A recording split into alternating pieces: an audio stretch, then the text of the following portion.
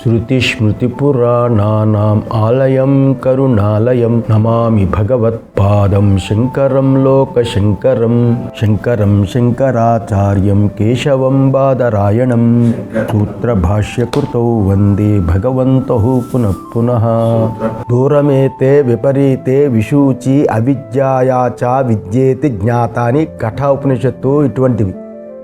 ఏది అవిద్య అని ఏది విద్య అని తెలియవస్తున్నాయో ఈ రెండు కూడా చాలా దూరంగా విరుద్ధంగా ఉంటాయి అని చెప్పాడు.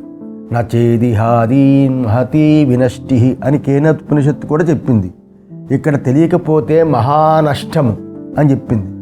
ఇలా అవిద్యామంతరే వర్తమాన, అవిద్య మధ్యలో ఉన్నవాళ్ళే తామే ధీరులము పండితులము అని ఎంచి వక్రంగా నడుస్తూ అని ఇలాగా అవిద్య విద్య రెండు విరుద్ధ స్వభావం గలవి అని ఏదైతే అధ్యాస భాషల్లో చెప్పబడిందో దాని విషయాన్ని అధ్యాస భాషల్లో చెప్పిన విషయాన్ని ఉపనిషత్తుల్లో కూడా చెప్పింది. అలాగే అవిద్యని సంపూర్ణంగా తొలగించుకుంటేనే ముక్తి అనే విషయాన్ని ఇహ చేద వేదే దత సత్యమస్తి, ఎవడు ఇక్కడ తెలుసుకుంటాడో ఎవడైతే తెలుసుకుంటాడో సత్యము వాడికి కలుగుతుంది అని. దేవం మత్వా ధీరో హర్ష శోకౌ జహాతి, ఆ దేవుణ్ణి ఎరిగి శోకమోహాలు విడుస్తాడు. ఆనందం బ్రహ్మణో విద్వాన్ అభివేతి కుతశ్చనేతి, బ్రహ్మమును ఎరిగిన వాడికి ఆనందం దొరుకుతుంది, దేని చేత భయపడడు. ఇట్లా అనేక శృతి వాక్యాలు విద్య చేత అవిద్య తొలగిపోతుంది, దానివల్ల ఆనందం దొరుకుతుంది అని చెప్పి విద్య అవిద్యలు విరుద్ధ స్వభావాలని చెప్పి ఇలాగ చెప్పే. ఇలా ఆత్మీక విద్యను బోధిస్తున్నాయి. ఏది అవిద్యగా సమస్త ఉపనిషత్తుల యందు తెలియబడుతుందో, ఏది అవిద్యగా అవిద్య అనే దానిగా సమస్త ఉపనిషత్తుల యందు తెలియబడుతుందో అటువంటి ఆ అవిద్య పైన వర్ణించిన అధ్యాస కంట వేరు కాదు. దీనికంట అన్యమైన విద్యతో పోవునటువంటి అనర్థహేతువు అవిద్య అనేది ఇంకొకటి లేదు. అధ్యాస కంట వేరొక అవిద్య అనేది ఇంకొకటి లేదు. మరియు లోకంలో ఇది మూలావిద్య కారణావిద్య ఇలాంటివేవీ లేవు. లోకంలో కూడా భయాది అనర్థకారిణి అయిన రజ్జు సర్పం, ఆ రజ్జు సర్ప ప్రత్యయ రూప అవిద్య, ఇది పాము అని ఆ జ్ఞానరూప అవిద్య. ఆ అవిద్య ఇది తాడే అనే జ్ఞానరూప విద్యతో పోవడం లోకంలో కనిపిస్తుంది. పాము ఎలా పోతుంది? ఇది తాడు అని తెలుసుకుంటే పాము అని అవిద్య పోతుంది, దాని భయం పోతుంది. దానిలాగే ఇక్కడ కూడా ఆత్మ గురించిన అవిద్య, ఆ ఆత్మ గురించి ఉన్న అవిద్య అధ్యాస రూపమై ఉండడం చేత సరి అయినది. అక్కడ పాము అనేది అధ్యాసే కదా, అధ్యాస అనే పాము అవిద్య చేత కలిగింది, అది పోతే తాడు తెలిస్తే ఇక్కడ భయం పోతుంది. ఇక్కడ అంతే, ఆత్మ గురించి ఉన్న అవిద్య అధ్యాస రూపమే అయ్యడం సరి అయింది. స్వయం ప్రకాశుడైన ఈ ప్రత్యేగాత్మయందు అధ్యారోపం చెయ్యబడిన ప్రమాతృత్వాది అనర్థం, ఆ ప్రమాతృత్వాది అనర్థాన్ని నిరాకరించడం కంటే విద్యకి ఇంకొక కార్యం ఊహించడానికి కూడా లేదు. ఇంకేముంటుంది కార్యం? పాము కాదు అని తెలుసుకుంటే సరిపోతుంది. పామును చంపడానికి ఒక కర్ర కావాలి, ఒక ఆలోచన కావాలి ఉంటుంది. లేని పాముని చంపడమే ఉంది. అందువల్ల లేనిది ఉన్నట్టుగా కనిపించింది, అది అనృతమని తెలిసింది, తాడని తెలిసింది, జ్ఞానం కలిగింది.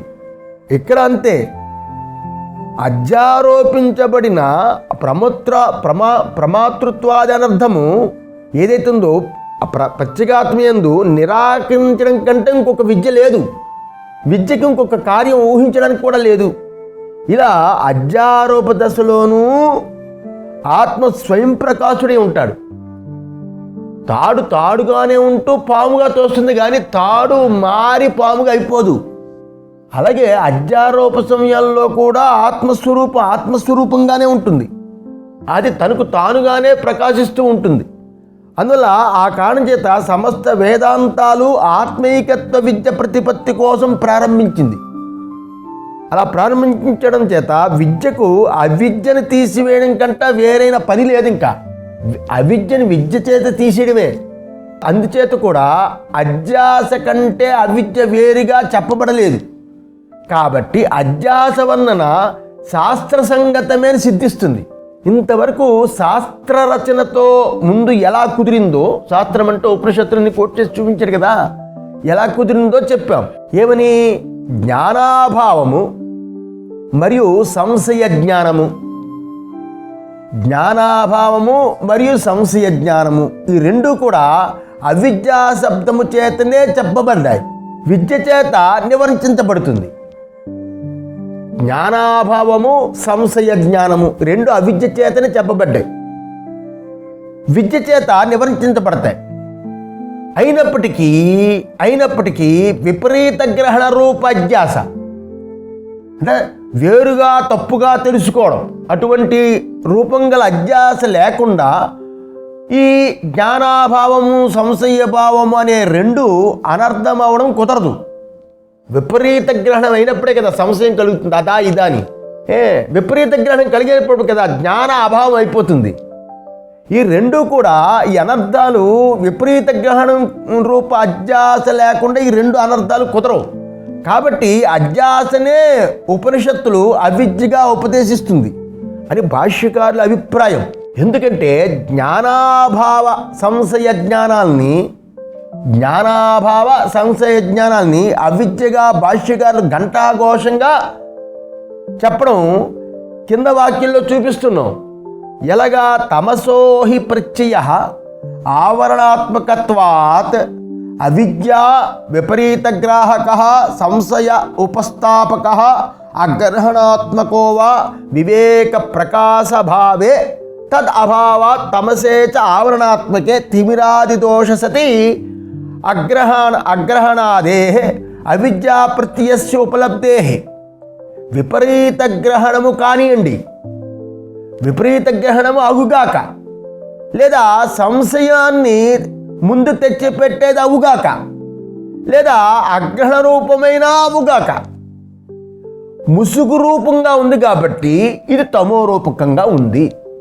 ఏమైనా అవ్వచ్చు. ఇవి ముసుగు రూపం అంటే ఆవరణ రూపకంగా ఉంది కాబట్టి ఇది తమో రూపకంగా ఉంది. ఇది ఎలా పోతుంది? తమో రూపమైన ఎలా పోతుందంటే వివేక ప్రకాశ భావే తద్ అభావాత్.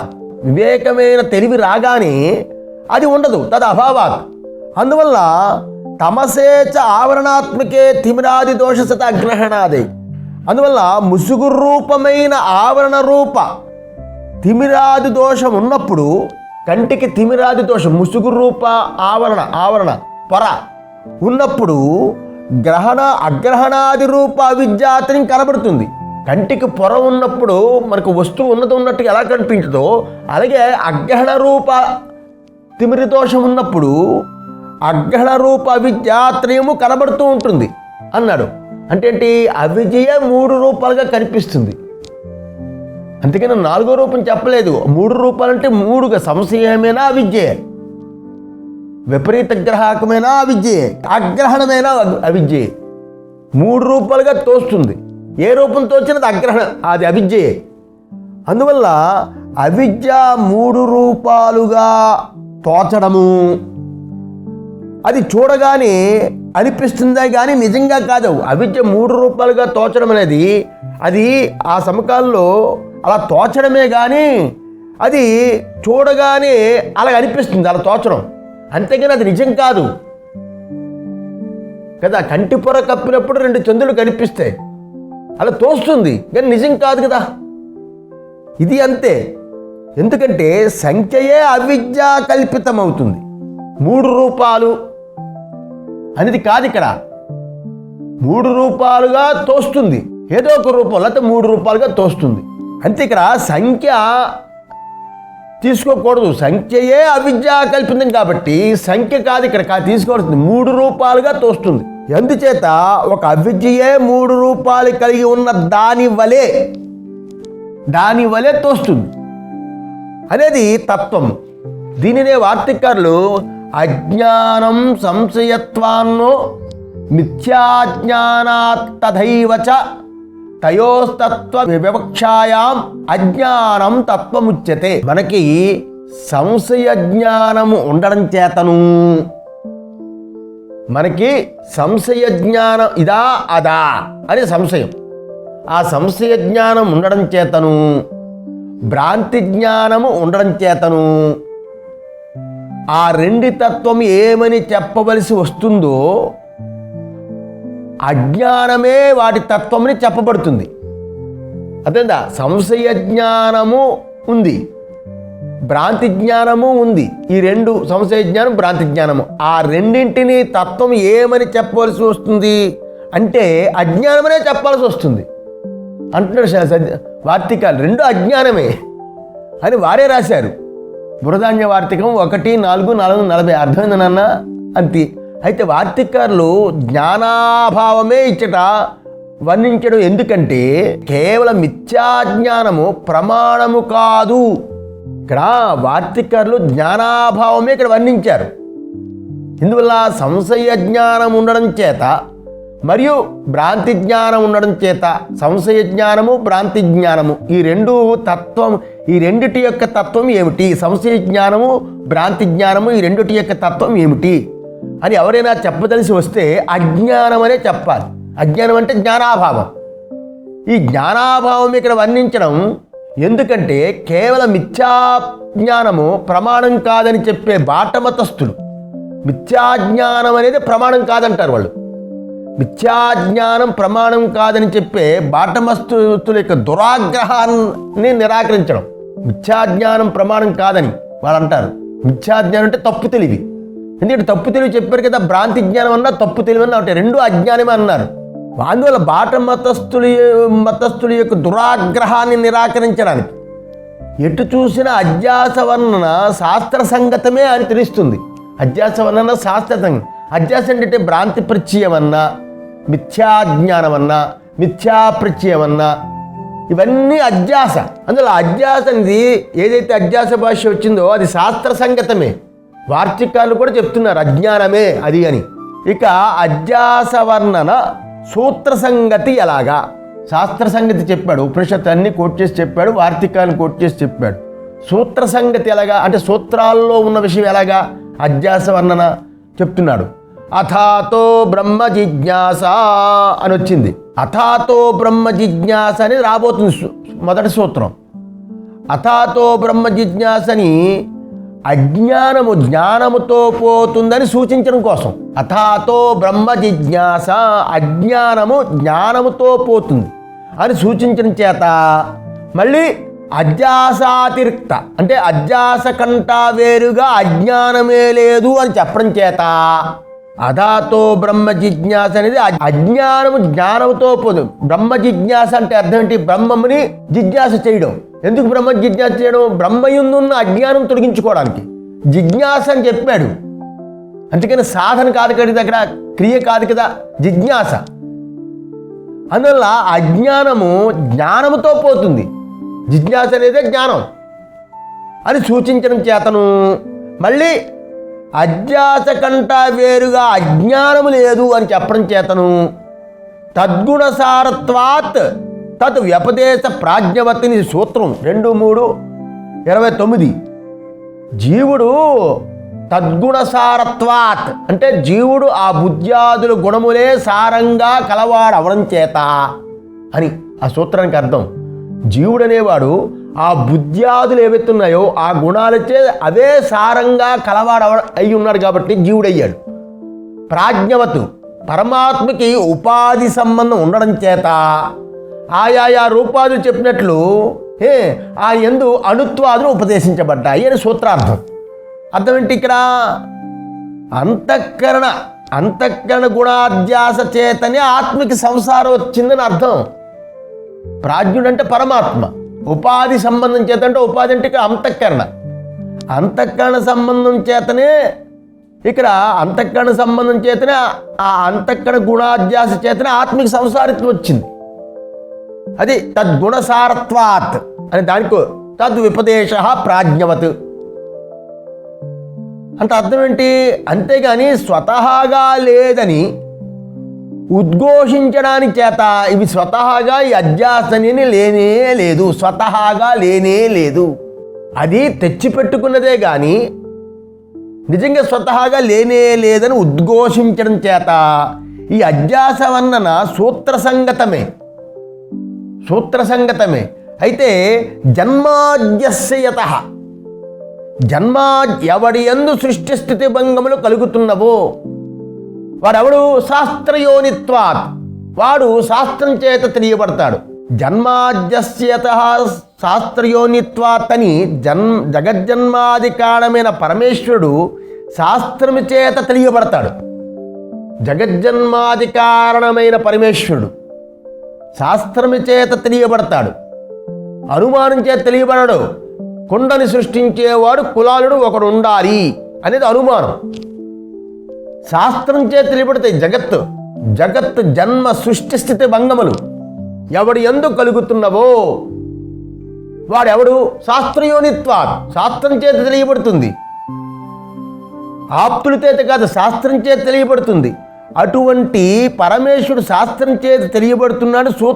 సూత్రం చెప్పింది. అలాంటి సూత్రితం ఏదైతే చెప్పారో, సూత్రకారులు ఏదైతే చెప్పారో అక్కడ జన్మాదులు వాస్తవమే, నిజమే అని సూత్రం రాయలేదు. అక్కడ జన్మాదులు అక్కడ చెప్పినప్పుడు జన్మాదులు ఎవరి యందు కలుగుతున్నవో వాడు తెలుసుకోవడం శాస్త్రమే ప్రమాణం అన్నప్పుడు అక్కడ నిజంగా జన్మాదులు ఉన్నాయి, జన్మాదులు వాస్తవమే అని సూత్రాల్లో రాయలేదు. అలా రాయకపోవడం చేత కారణత్వేన చ ఆకాశాదిషు వ్యపదిష్టోక్తే 1:4-14 ఆకాశాదులయందు కారణంగా వేదాంతంలో సర్వేశ్వరుడు ఏ విధంగా చెప్పబడ్డాడో కదా. ఆత్మన ఆకాశ సంభూత ఆకాశాత్ వాయోరగ్ని అని పృథివీ మొదలుకొని ఆకాశం వరకు సమస్తానికి కారణంగా వేదాంతంలో ఏ సర్వేశ్వరుడు ఆత్మన అన్నారు కదా, ఏ సర్వేశ్వరుడు ఏ విధంగా చెప్పబడ్డాడో ఇతర వేదాంతంలో ఆ విధంగా చెప్పడం వల్ల బ్రహ్మ విషయంలో పరస్పర విరోధం లేదు. కారణాన్ని ఎవడు వేరువేరుగా చెప్పట్లేదు, కారణం ఒకటే చెప్తున్నాడు. కార్యం ఎలాగైనా చెప్పచ్చు, తేజోబన్నాలు అనొచ్చు, పంచభూతాలు అనొచ్చు, ఇంకోటి అనొచ్చు. ముండకంలో ఇంకోలా చెప్పాడు, ప్రాణమే మొదట పుట్టిందని. ఇట్లా ఏదైనా చెప్పచ్చు, కారణం మాత్రం మారటం లేదు. కనుక ఈ రకంగా అంటే ఇక్కడ ఏంటి అర్థం? ఈ సూత్రం 1:4-14 ఒక్కొక్క ఉపనిషత్తుల్లో కార్య విషయంలో పరస్పర విరోధం ఉంది. ముండకంలో ఒకలా చెప్పాడు, చాందోగ్యంలో ఒకలా చెప్పాడు, తైత్రీయంలో ఒకలా చెప్పాడు, ప్రశ్నలో ఇంకోలా చెప్పాడు. ఒక్కొక్క ఉపనిషత్తుల్లో కార్య విషయంలో పరస్పర విరుద్ధం ఉంది. కారణ విషయంలో కారణ స్వరూపంలో మాత్రము ఒకే రూపంలో చెప్తుంది ఉపనిషత్తులు. అందులో కారణ రూపంలో ఒకే రూపం కలదని చెప్పడం చేత బ్రహ్మస్వరూపాన్ని చెప్పడం ఏందే తాత్పర్యం. కార్యం ఎలాగ ఉంది ఉపనిషత్తులు అనేకంగా కార్యరూపం ఏ రకంగా చెప్పని కారణాన్ని ఒకే రూపకంగా చెప్తుంది. అందులో బ్రహ్మస్వరూపాన్ని చెప్పడానికే శాస్త్రం తాత్పర్యమే ఉంది. అందువల్ల తదనన్యత్వమారంభణ శబ్దాదిభ్య, ఇవన్నీ అద్భుతమైన సూత్రాలు, ఎంతో జ్ఞానాన్ని ఇస్తుంది. తదనన్యత్వమారంభణ శబ్దాదిభ్య అంటే ఏంటి? కార్యము కారణము కంట అన్యము కాదు. కార్యము కారణము కంటే అన్యం కాదు. కొండ మట్టి కంటే అన్యం కాదన్నట్టు జగత్ అనే కార్యము కారణము కంటే అన్యం కాదని చెప్పడం చేత కార్యము లేదా బ్రహ్మ కారణము, ఆ కార్యము లేక బ్రహ్మ కారణాన్ని కల్పనకి వీల్లేదు. కార్యము లేకుండా బ్రహ్మ కారణం చెప్పడానికి వీల్లేదని అర్థం. కార్యం ఉంటేనే కదా కారణం చెప్పడానికి. కొండ ఉంటే మట్టి కారణం అంటాం, ఆభరణం ఉంటే బంగారం కారణం అంటాం.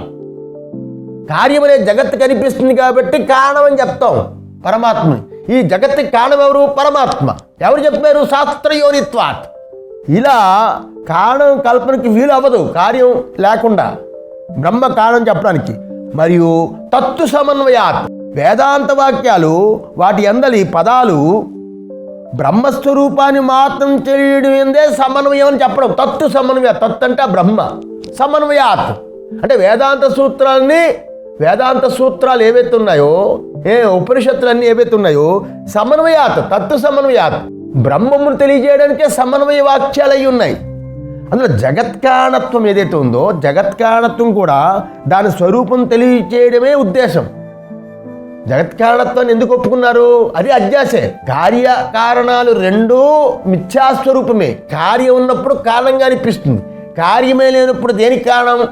కనుక జగత్కారణత్వం కూడా దాని స్వరూపాన్ని తెలియచేయడం కోసం, కారణత్వాన్ని నిజమని చెప్పడం కాదు. ఇది కార్యకారణ ప్రక్రియ. వ్యాఖ్యానకాలు కార్యకారణాలు నిజమని వ్యాఖ్యానం చేస్తూ ఉంటారు. ఇది కేవలం ప్రక్రియ. అవస్థాత్రయ ప్రక్రియ అంటే నిజంగా అవస్థలు ఉన్నాయని కాదు. మెలకువ దృష్టితో చూస్తే అది కళ అంటాము. ఈ మెలకువ దృష్టితోటే అది బాగా అలిసి వచ్చిన నిద్ర అంటాము. మెలకువ ఏ దృష్టితో చూడాలి? మెలకువ దృష్టితో అనుభవాన్ని వదిలి కళ అనేస్తాం. మెలకువ దృష్టితో అనుభవాన్ని వదిలి నిద్ర అంటాం. ఆయాసం, శారీరక శ్రమ వల్ల వచ్చిందంటాం. అనుభవ దృష్టితో అది కళ అనం. అనుభవ దృష్టితో కళ సమకాలంలో అది మెలకువే. మెలకువ దృష్టితో అది కళ అంటాం. అందువల్ల మెలకువ దృష్టితో కళ అన్నది, మెలకువ దృష్టితో నిద్ర అన్నది నువ్వు అనుభవ దృష్టితో విచారించని శాస్త్రం చెప్తుంది. ట్రూత్, నిజాన్ని అనుభవంతో విచారించాలి. అనుభవంతో అది కళ కాదు. కళకు సమకాలంలో అది మెలకువ, నిద్ర సమకాలంలో అది నిద్ర కాదు, ఆనందం. హాయిగా నిద్ర పట్టింది, ఆనందంగా నిద్ర పట్టింది అంటే ఆనందం ఏంటి? అందువల్ల మెలకువని ఎలా విచారించాలి? మెలకువలు ఎలా చెప్తుంది అంటే 3 అవస్థలు, 2 అవస్థల్ని, తర్వాత మెలకువ అని 3 అవస్థల్ని ఒక ప్రక్రియగా ఉపయోగించుకుంది. కానీ 3 అవస్థలు నిజమని కాదు, అదే కార్యకారణ ప్రక్రియ నిజమని కాదు. జగత్కారణత్వాన్ని దాని స్వరూపం తెలియజేయడానికి చెప్పింది కారణత్వాన్ని. ఎందువల్ల దాని స్వరూపం ఏమిటి? అశబ్దం అస్పర్శం సయేష నేతి నేతి ఆత్మ, ఇలా చెప్పింది. అశబ్దం అస్పర్శం కథ 1:3:15. శబ్దము కానిది, స్పర్శ లేనిది అశబ్దం, అస్పర్శం స్పర్శ లేనిది, శబ్దము కానిది అంటే నిషేధ రూపకంగా చెప్తుంది. సయేష నేతి నేత్యాత్మ, బురదాని 4:2-4. అటువంటి ఆత్మ ఇది కాదు, ఇది కాదు అని చెప్పింది. అథాత ఆదేశో నేతి నేతి నహేత ఏతస్మాదితి నా ఇత్యనత్పరమస్తి. తరువాత దానివల్ల బ్రహ్మ యొక్క ఉపదేశం ఇది. అథాత ఆదేశో, ఉపదేశం, ఆదేశం అంటే బ్రహ్మ యొక్క ఉపదేశం ఇది. ఏమని? ఇది కాదు, ఇది కాదు, ఇది పంచాక్షరి కాదు, అష్టాక్షరి కాదు, షోడశాక్షరి కాదు, ఇది కాదు, ఇది కాదు, ఇది మహామంత్రం వేదాంతంలో. అందువల్ల ఈ ఉపదేశము మించి వేరొకటి లేదు. నా ఇత్యన్యత్ పరమస్తి, ఈ ఉపదేశం కంటే వేరొకటి లేదు అని చెప్పింది. ఇలా మొదలైన వాక్యాలు అధ్యసించబడిన సమస్త విశేషాల్ని నా ఇతి నేతి నేతి నిషేధిస్తున్నారు. అధ్యసించబడిన సమస్త విశేషాల్ని నిషేధించడం ద్వారా బ్రహ్మని నిర్దేశించే వాక్యాలు జగత్కారణంగా చెప్పడానికి వచ్చాయని కల్పించడం సత్యం కాదు. బ్రహ్మని జగత్కారణంగా చెప్పడానికి వచ్చింది కాదు. ఎందువల్ల? నేతి నేతి అంటే అది కార్యము కాదు, కారణము కాదు. జగత్కారణంగా చెప్పడానికి ఉద్దేశం కాదు, కార్యాన్ని తీయడానికి కారణంగా చెప్పింది తప్ప కారణం కూడా కాదు. నేతి నేతని తర్వాత తీస్తుంది. మూర్తము కాదు, అమూర్తము కాదు, కారణము కాదు, కార్యము కాదు, ఇలా చెప్తుంది. కనుక ఇంకోటి చెప్తుంది. తేజస సౌమ్య శృంగేన సన్మూలమన్విచ్ఛ, చాందోగ్య 6:8-4. ఓ సౌమ్య, నాయన, తేజస్సు యొక్క అంకురాన్ని, దాని మూలాన్ని వెతుకు అంది. అంటే తేజస్సు యొక్క మూలాన్ని వెతుకు. తేజస్సు యొక్క మూలం ఏంటి? తేజస్సు యొక్క మూలం ఏంటి? తేజో బన్నాలు. తేజస్సు అప్పు, అన్నం. అన్నం అంటే పృథివీ. పృథివీకి మూలం ఏంటి? జలం. జలమికి మూలం ఏంటి? తేజస్సు. తేజస్సుకి మూలం ఏంటి? బ్రహ్మ. ఆ మూలాన్ని వెతుకంది. తేజస సౌమ్య శృంగేన సన్మూలమన్విచ్ఛ, నాయన తేజస్సు యొక్క మూలాన్ని వెతుకు అంది. మూలం అంటే బ్రహ్మము, మూలం అంటే వెతుకు అంటే కారణం. ఇలా సృష్టి వాక్యాలు బ్రహ్మాన్ని తెలియజేసేగా ఉన్నాయి. అలా తెలియచేసేవిగా చెప్పడం చేత జగత్కారణత్వాన్ని బ్రహ్మయందు ఆరోపణ చేసి చెప్తుంది. ఇప్పుడు సృష్టి ఎలా వచ్చింది? ఇలా కదులుతున్న నీళ్లు, ఆ పొంగుతున్న సముద్రాలు, బయట రాలిపోకుండా ఉన్న నక్షత్రాలు, ఆ నక్షత్రాలు పక్కన పెద్దగా వెలుగుతున్న సూర్య చంద్రులు ఆశ్చర్యకరమైన విచిత్రాతి విచిత్రమైన సృష్టి ఎలా జరిగింది, ఈ సృష్టి జరగడానికి ఎవడు అంటే వేదం చెప్పింది ఈశ్వరుడు. ఈ సృష్టికర్త ఈశ్వరుడు, ఆయనే కారణుడు. కార్యం కనిపించింది కాబట్టి అడిగాం. కార్యములోని శరీరాన్ని పెట్టి, ఇంద్రియాలు పెట్టి, మన మనస్సును పెట్టి మొత్తం కార్యంగా చూపించి కార్యమంతటికీ మూలం ఆయన అని చెప్పి కార్యం లేని చోట ఏదైతే ఉందో చూపించి కాలం దేనికి అవుతుందని అడుగుతుంది. కార్యకారణాలు ఒక ప్రక్రియ. కార్యకారణరహితమైన నిష్కళ, నిర్మల, నిర్వికార, నిష్ప్రపంచమైన బ్రహ్మమును తెలపడానికే చెప్తుంది. అది జ్ఞానము యొక్క పరాకాష్ఠ. నిష్ప్రపంచమైన జ్ఞానం కోసం చెప్తుంది ఇవన్నీను. నిష్ప్రపంచం అన్నప్పుడు దేనికి కారణం అవుతుంది?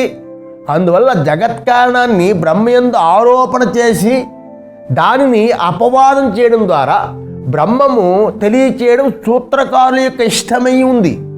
బంధము అధ్యస్థము కాకపోతే దోషాలు. బంధం నిజమైపోయింది అనుకోండి, దోషాలు చెప్పాలి. ఇక టాపిక్ ఏంటంటే, నువ్వు అడిగావు, ఏమడిగావు? సత్య సంకల్పుడైన ఆ పరమేశ్వరుడు, సత్య సంకల్పుడు కదా పరమేశ్వరుడు. ఆయన సంకల్పం చేస్తే సత్యంగా ఉంటుంది. అలాంటి సత్య సంకల్పుడైన పరమేశ్వరుడి చేత సృష్టించబడింది కదా ఈ సృష్టి అంతా. ఈ సృష్టి అంతా ఆయన చేత సృష్టించబడింది కాబట్టి ఈ యొక్క సృష్టి కూడా సత్యమే అవ్వాలి. సత్య సంకల్పుడు పరమేశ్వరుడు, ఆయన నుంచి సృష్టి అయింది కాబట్టి సృష్టి కూడా సత్యమై ఉండాలి. అలా సృష్టించబడి ఉండడం చేత సంసార బంధము సత్యమే. సృష్టి సత్యమైనప్పుడు నా సంసారం ఎందుకు మిథ్య అవుతుంది? నేను సృష్టిలో భాగస్వామిని అవునందువల్ల సంసార బంధము సత్యమే. సత్యమై ఉండాలి అనేది నువ్వు ఏదైతే అడిగావో అది సరికాదు. అది సరికాదు. ఎంత అద్భుతమైన వ్యాఖ్యానం ఉంటుంది సజ్జన స్వామి వారిది. ఎందుకంటే బంధము తన రూపంతో సత్యమై ఉందనుకో, బంధం అనేది తన రూపంతో సత్యమై ఉందనుకో, మోక్షాన్ని గురించి ఆశే వదులుకోవాలి. ఇక మోక్షం అనే మాట వేదంలో కనిపించకూడదు, స్మృతుల్లో కనిపించకూడదు, మన బుర్రలో ఉండకూడదు. ఆ ఆశే పెట్టుకోకూడదు బంధం అనేది సత్యమైతే. మరియు సత్య సంసారానికి సృష్టించిన పరమేశ్వరుడికి వైషమ్య నిర్గుణ్యాది దోషాలు వస్తాయి. సత్య సంసారం సత్య సంసారం కదా జగత్తంతా సత్యమైన జగత్ అంటేనే ప్రాణులు. ఇది సత్య సంసారం కదా. ఇటువంటి దాన్ని సృష్టించిన ఆ పరమేశ్వరుడికి వైషమ్య నైర్గుణ్యాది దోషాలు వస్తాయి. నైర్గుణ్యాది అంటే ఘృణ అంటే దయ అంతే కదా. ఘృణ అంటే దయ లేదా దాక్షిణ్యం, దయా దాక్షిణ్యం. అలాంటివి ఏవీ లేనివాడు నైగుణ్యుడు అయిపోతాడు, నిర్గుణ్యుడు అయిపోతాడు. ఇది నైర్గుణ్య దోషం వస్తుందని. దయా దాక్షిణ్యం లేదు. ఎందుకు? ఈశ్వరుడు ఈ జగత్తుని ఉచ్చము నీచము అనే భేదంతో సృష్టించాడు. నీచ జంతువులు, అశుద్ధం మీద పురుగుల దగ్గర నుంచి నీచ జంతువులు, ఉచ్చమైన దేవతలు, ఇలా ఉచ్చ నీచ భేదంతో సృష్టించాడంటే అతడు ఎలాంటి దయలేని స్వభావుడు. నైర్గుణ్యం వస్తుంది దానికి నిజంగా సృష్టి చేసి ఉంటే. వైషమ్యం అంటే ఏంటి? రెండింటికి ఉన్న భేదం. అంటే సృష్టిలో ఉన్న హెచ్చుతగ్గులు, మంచి చెడులు, ఇది వైషమ్యం. ఈ దోషాలు పరమేశ్వరుడు కలుగుతాయి కదా నిజంగా సృష్టి చేసుంటే. తమాషావా సృష్టి చేసుంటే కలుగుతాయి కదా. ఇలాంటివి కలుగుతాయి. ప్రత్యేగాత్మ రూపంతో సమస్తానికి సత్యత్వము మేము అంగీకరిస్తాం. ప్రత్యేగాత్మ రూపంతో ఇది విషయం. ఆత్మస్వరూపంతో సమస్తము సత్యత్వము. ఇందులో సర్వము ఆత్మగా ఎవరైతే చూస్తాడో అది చూడటం అంటే జ్ఞాని. మనం చూడటం అంటే అదేదో అనుభవ దృష్టితో సర్వము ఆత్మగా ఎవరైతే ఏ జ్ఞాని గుర్తిస్తాడో అప్పుడు మేము సత్యత్వం అంగీకరిస్తాం. ఆకాశంలో రపరపలాడుతూ ఆ పక్షులు అలా వెళుతూ ఉంటే, ఆకాశంలో ఆ మేఘాలు అలా కదులుతూ ఉంటే, అర్ధరాత్రి అమావాస్య నాడు మన ఋషికేశ్ లాంటి ప్రాంతంలో చిమ్మ చీకట్లో ఆ నక్షత్రాల ఆ వెలుగు కనిపిస్తూ ఉంటే, రెండు కొండల నడుమ మధ్యలో వస్తున్న నది ప్రవాహము ఆ యొక్క శబ్ద తరంగాలతో బరబరం పారుతూ ఉంటే జ్ఞాని అనేవాడి దృష్టి ఎలా ఉంటుంది, అజ్ఞాని వాడి దృష్టి ఎలా ఉంటుంది? హిమాలయ అంత బాగుంది, ఎంతో హాయిగా ఉంది. హిమాలయ హాయిగా ఉంది, ఆనందంగా ఉందంటే అది మానసిక సుఖం కాదు, జ్ఞాని ఆత్మానుభవంతో చూస్తాడు. ఇదంతా పరమాత్మ యొక్క స్వరూపమే. పాముగా కనిపించిన సమకాలంలో అది తాడే అని లౌకిక జ్ఞానం ఉంటుంది కదా. పాముగా కనిపించిన సమకాలంలో కూడా తాడే. నేను చాలాసార్లు చెప్తుంటాను, ఇంటికి తీసుకొచ్చాడు ఒక పావుని, టిఫిన్ పెడుతుంటే ఆ టేబుల్ మీద పెట్టాడు. పిల్లలు అమ్మో పాము పాము పాము పాము భయపడ్డారు. ఆ మొగుడు వచ్చి ఇది కేవలం ప్లాస్టిక్ పామేని, పాముగా కనిపిస్తుంది కానీ ప్లాస్టిక్కే, ఒరిజినల్ పాము కాదు, వాళ్ళు నిజం పాము అనుకున్నారు. అందువల్ల జ్ఞాని ఉన్న కనిపించే పాము ప్లాస్టిక్ అని తెలిసిన తర్వాత అది పాముగా ఉన్నా అది ప్లాస్టిక్ అని ఎలా తెలుస్తుంది? జ్ఞాని కనిపిస్తున్న సర్వ జగత్తు ఇది ఆత్మయే అని జ్ఞానం చేత తెలుసుకోవడం చేత ప్రత్యేగాత్మ రూపంతో అంటే తన స్వరూపంతో సమస్తానికి సత్యత్వము అంగీకరించాం. కావున ఈ పక్షంలో దోషం ఉండదు. అంటే ప్రత్యేగాత్మ స్వరూపంతో సర్వము సత్యమని మేము అంగీకరిస్తున్నాం. ప్రత్యేగాత్మ స్వరూపంతో సత్యంచానృతంచ సత్యం అభవతు అని చెప్పింది కదా వేదం. సత్యంచానృతంచ సత్యం అభవతు అంటే ఏంటి? సత్యము అనృతము రెండూ సత్యమై ఉన్నాడు తైత్రీయం అని సత్య సంకల్ప స్వరూపుడు. ఆ సత్య సంకల్పుడైన పరమేశ్వరుడే సత్యానృత రూపాలుగా వివర్తం చెంది ఉన్నాడు. సత్యానృతాలుగా ఆయన వివర్తం చెందినాడు. వివర్తం నామ స్వస్వరూప అపరిత్యాగేన అన్యస్వరూప అంతరాపతి ఇది వివర్త. వివర్త అంటే ఏంటి? స్వస్వరూపాన్ని వదలకుండా అంటే తన స్వరూపం కోల్పోకుండా అన్యస్వరూపం వలె అనుకోవడం. తాడు తన స్వరూపాన్ని కోల్పోకుండా పాములా తోచడం. అలాగే పరమాత్మైన ఈ ఆత్మ తన స్వరూపాన్ని కోల్పోకుండా వేరే రూపకంగా తోచడం. అందువల్ల సత్యంచ అనృతంచ సత్యం అభవతన్నప్పుడు సత్యము అనృతము రెండూ తానే అయ్యాడు. అందువల్ల ఈ రకంగా పరమేశ్వరుడే సత్యానృత రూపకంగా వివర్తం చెందినట్లుగా శృతి చెప్పి ఉంది. ఆ శృతి చెప్పడం చేత బంధము అనృతమే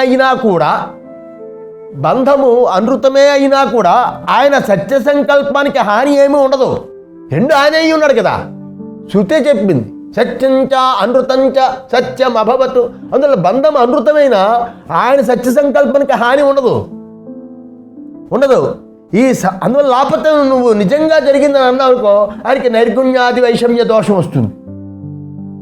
ఆయనకి పని పాటలు లేదా? దుఃఖులుగా పుట్టించడం, డబ్బున్నవాడుగా పుట్టించడం, వాళ్ళిద్దరు ఆ డబ్బున్నవాడిని వాడు కొట్టుకు తింటూ ఉంటే పేదవాడేమో ఏడుస్తూ ఉంటే ఇదంతా సరదా. ఆయనకి ఇంత వైషమ్యం ఏంటరా వీడికి అని అనవసరం దోషం వస్తుంది. ఈ సమాధానం చేత మీరు ఇదివరకు చెప్పిన సత్యమైన బంధమైనా కూడా ఇది చాలా మంచి కన్క్లూషన్ ఇస్తున్నారు సజ్జన స్వభావం. సత్యమైన బంధమైనా కూడా ప్రభువు ప్రసాదం చేత నివృత్తి కనిపిస్తుందని అన్నావు. బంధం సత్యమైంది అనుకోండి, బంధం సత్యమైతే ఎలా పోతుందండి అని మీరు అడిగారు. బంధం సత్యమైనా పోతుంది అన్నాడు వాడు. ఎవరు? పూర్వపక్షి. బంధం సత్యమైనా పోతుంది.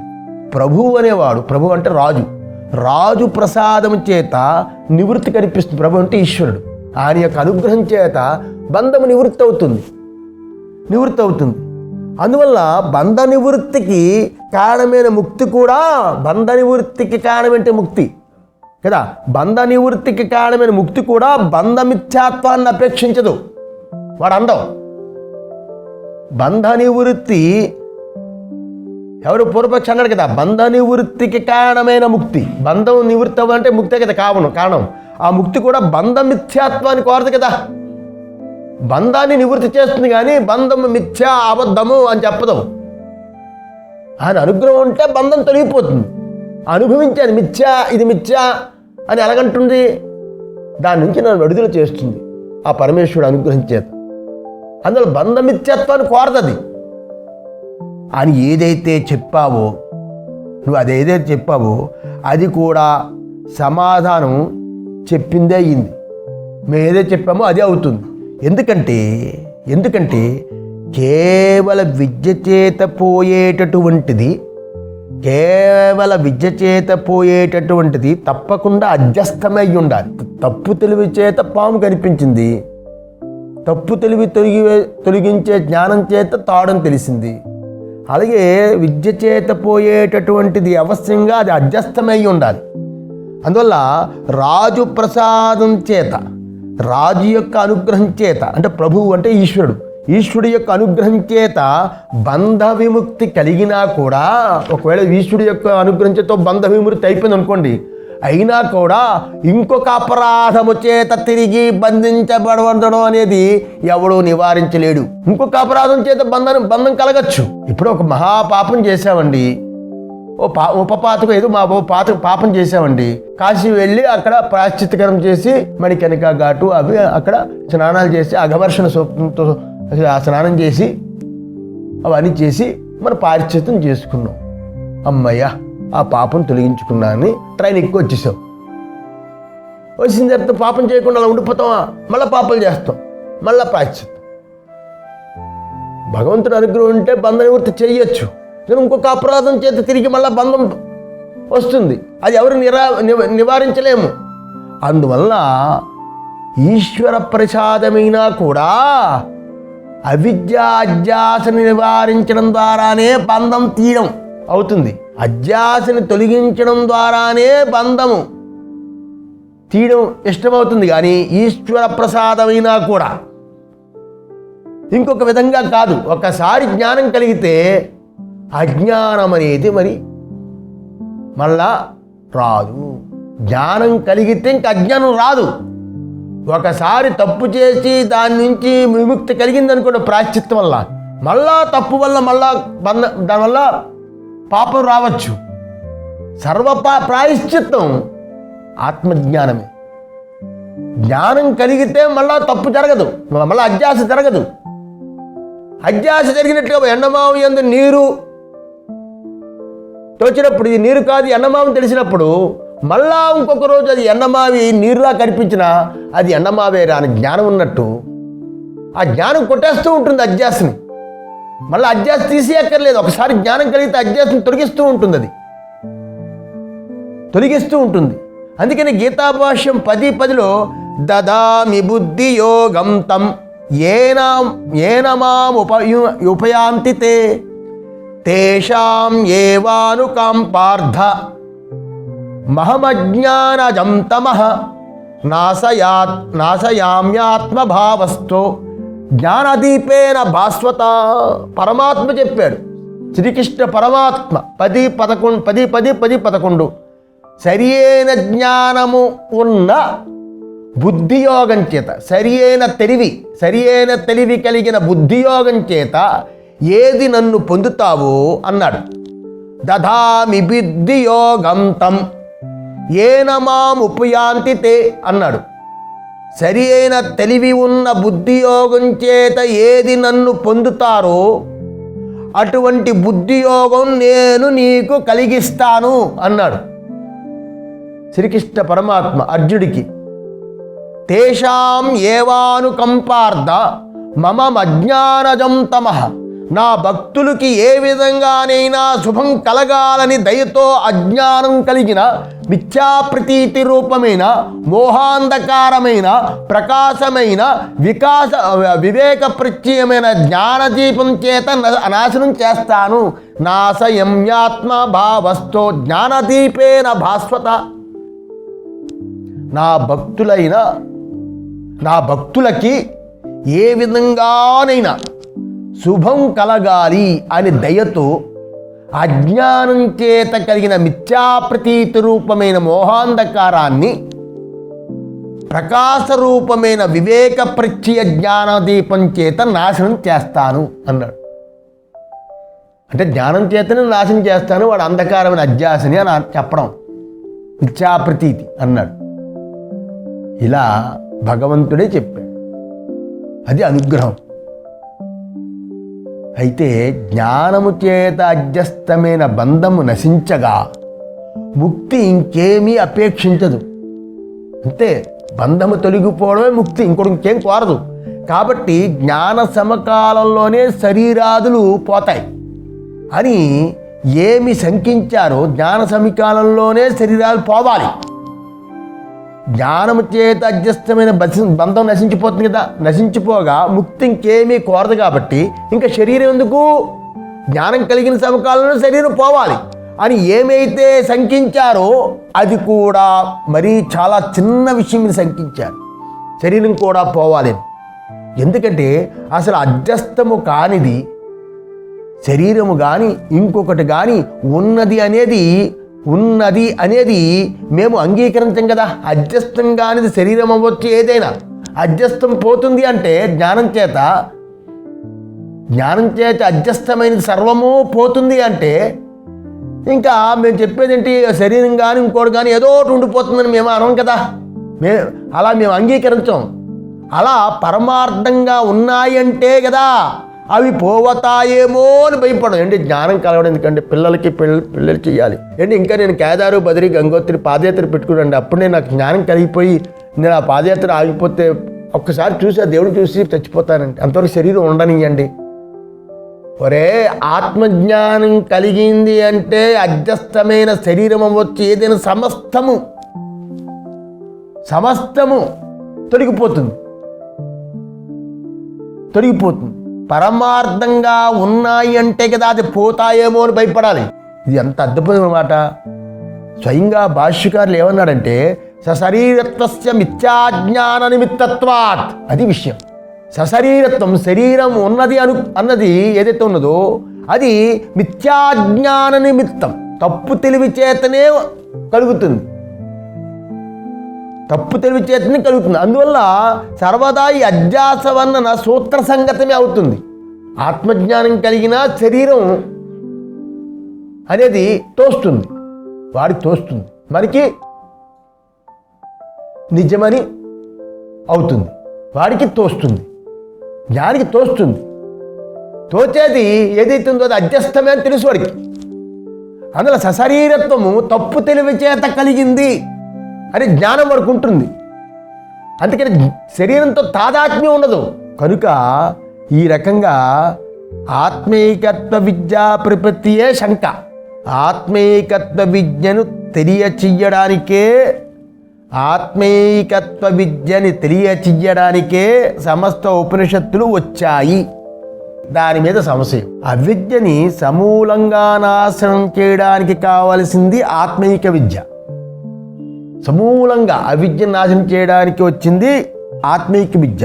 అటువంటి ఆత్మీక విద్యను తెలియచేయడానికి సమస్త ఉపనిషత్తులు వచ్చాయి అని కదా మీరు చెప్పారు. సర్వ వేదాంత అని చెప్పారు కదా, ఆరభ్యంతని. అలా మీరు చెప్పింది ఏదైతే ఉందో అది సరికాదు అని నాకు అనిపిస్తుంది. ఎందుకంటే ప్రత్యక్షాది ప్రమాణాలన్నీ విశేష వస్తు విషయాలందే ప్రమాణాలుగా ఉంటాయి. ప్రత్యక్ష ప్రమాణాన్ని విశేషంతో కూడుకున్న వస్తువులకే ప్రమాణమై ఉంటాయి. ప్రత్యక్షాది ప్రమాణాన్ని విశేషంగా కనిపిస్తున్న వస్తువులకే అవి ప్రమాణాలు అయి ఉంటాయి. శబ్ద ప్రమాణానికి ఇంకా విశేషంగా సవిశేష వస్తువునే పేరు పెట్టి పిలిస్తే సామర్థ్యం ఉంటుంది. ఇంకా విశేషమైన సవిశేష విషయం దాన్ని పెట్టుకునే ఉంటుంది శబ్ద ప్రమాణం అంటే వేదం. ఎందువల్లంటే ప్రకృతి ప్రత్యయ సంయోగం. ప్రకృతి అంటే గుణాలండి, ప్రత్యయ అంటే వృత్తులు. గుణాలు త్రిగుణాలు, వృత్తులు, ఈ సంయోగంతో కలిగే పదమే ఒక్కొక్క విశేష పదార్థాన్ని విశేషంగా తెలియచేసే సామర్థ్యం. శబ్ద గుణకం ఆకాశం ఇలా ఉన్నాయి కదా. ప్రకృతి ఎలా తయారైంది అంటే చెప్తాడు. పంచీకరణలు అపంచీకరణ ఇవే చెప్తుంటారు కదా. ఇవన్నీ విశేషం తెలియజేసే సామర్థ్యం శాస్త్రానికి ఉంటుంది. ప్రత్యక్షాదులన్నీ అవిద్యా పురస్సరమని మీరు చెప్పేశారు. మీరు చెప్పడం చేత శాస్త్రము కూడా ప్రత్యక్షాదులు ఇవ్వలే ప్రమాణం కాబట్టి అది కూడా శాస్త్రం ప్రమాణమే కదా. ప్రత్యక్షాదులు అది కూడా అవిద్యా పురస్సరమే అవుతుంది. మీరు చెప్పినప్పుడు అన్ని అవిద్యా పురస్సరమే అంటే అందువల్ల అవిద్యని అది ఎలా తీసేయగలదు? అది కూడా అవిద్యా పురస్సరమైనప్పుడు అవిద్య పురస్సరమైన గ్రంథం శాస్త్రం ఎలా తీసేయగలదు? మళ్ళీ ఆత్మలు అనేకంగా తోచడం లోకంలో ప్రసిద్ధం. 1 2 3 4 5 6 ఆత్మలు. సృష్టి అంతా ఇన్ని ఆత్మలు, అనేక ఆత్మలు, లెక్కలేనన్ని ఇన్ని ఆత్మలు. అందువల్ల ఆత్మలు అనేకంగా తోచడం లోక ప్రసిద్ధం. వస్తుస్థితి ఇలా ఉంటే అనేక తోచే ఆత్మలకి ఏకత్వం, ఆత్మైకత్వ విద్య.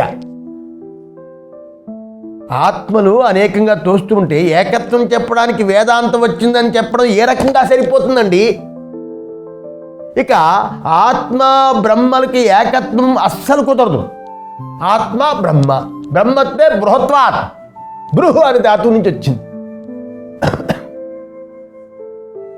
ఆత్మ అణు.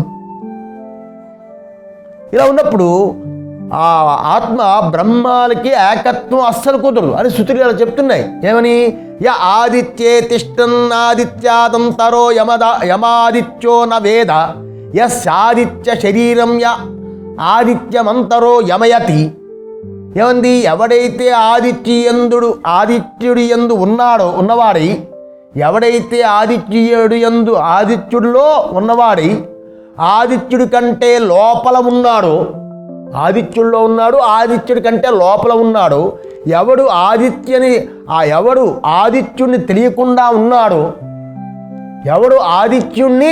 తెలియకుండా ఉన్నాడో, ఎవడైతే ఆదిత్యుడి శరీరము, ఎవడైతే ఆదిత్యుడు లోపల ఉండే నియంత్రిస్తూ ఉంటాడో, యమయతి అంటే నియంత్రిస్తూ ఉంటాడో అని బృహదారణ్యం 3, 7, 9 చెప్పింది. అంటే ఆదిత్యాది జీవుడు కంటే అని అర్థం. ఇక్కడ లోపట ఉండి తెలియకుండా ఉన్నాడు అంటే జీవుడు. ఆదిత్యాది జీవుల కంటే బ్రహ్మము వేరుగా ఉందని స్పష్టంగా చెప్తున్నది.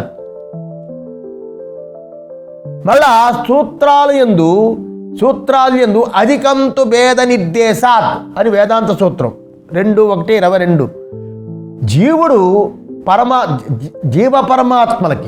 జీవ పరమాత్మలకి భేదాన్ని నిర్దేశించడం చేత జీవుడి కంట అధికమైన బ్రహ్మ సృష్టి చేసింది. అధికంతో భేద నిర్దేశాత్. భేద నిర్దేశం అంటే జీవుడు పరమాత్మ కంట వేరు అని నిర్దేశించడం చేత జీవుడు కంటే అధికమైన బ్రహ్మ సృష్టి చేసింది. అధికంతు అంటే అధికమైన దాన్ని బ్రహ్మ సృష్టి చేసింది అంటే అప్పుడు అర్థమైంది, జీవుడి కంట అధికంగా పరమాత్మని చెప్పాడు. అలా చెప్పడం వల్ల బాదరాయణ మతమే అంగీకార్యం. ఏమని? జీవుడి కంట అధికంగా ఈశ్వరుడు చెప్పబడ్డాడు అని. అధికోపదేశాత్తు బాదరాయణస్యైవం తద్దర్శనాత్ 3:4-8 సూత్రం. అది చేత జీవులు పరస్పరం వేరువేరుగా ఉన్నారు. జీవుల్లో తారతమ్యాలు ఉన్నాయి. జీవులు అనేకమై ఉన్నారు, లెక్కలేనన్ని. అలాగే పరమాత్మ కంటే కూడా వేరుగా ఉన్నారు. ఇవి వేదాలు చెప్తున్నాయి, సూత్రాలు చెప్తున్నాయి. ఇది చెప్పడమే సరైనది. ఎందుకు? పరమం సామ్యం ఉపైతి ముండకోపనిషత్తు 3:1-3 పరమ సామ్యాన్ని పొందుతారు అనంది. అంటే పరమ సామ్యాన్ని, ఆ యొక్క పదాన్ని పొందుతారు అనంది. పొందడం అంటే ఏంటి? వేరనే కదా. ఇంకోటి చెప్పింది, మమ సాధర్మ్యమాగతాః 14:2 గీత. నా స్వరూపం పొందుతారు అని గీత అంది. ఇలా ఉన్నాయి కదా. ప్రత్యేగాత్మస్వరూపము బ్రహ్మస్వరూపంతో సమానమని ఆత్మల శుద్ధి పొందితే దేవాది రూపం పోగొట్టుకుని బ్రహ్మస్వరూపంతో సమాన రూపం అవుతారని చెప్పి ఉంది. అక్కడ సమాన రూపాలు అవుతారని. అందుచేత ఆత్మైకత్వ విద్యా ప్రతిపత్తియే సర్వ వేదాంతారభ్యత అనేది సరికాదు అనేది మా సంశయం, మా సందేహం అని. దానికి సమాధానం సహనా భవతు సహనో భునక్తు సహ వీర్యం కరవావహి తేజస్వినావధీతమస్తు మా విద్విషావహి. ఓం శాంతి శాంతి శాంతి.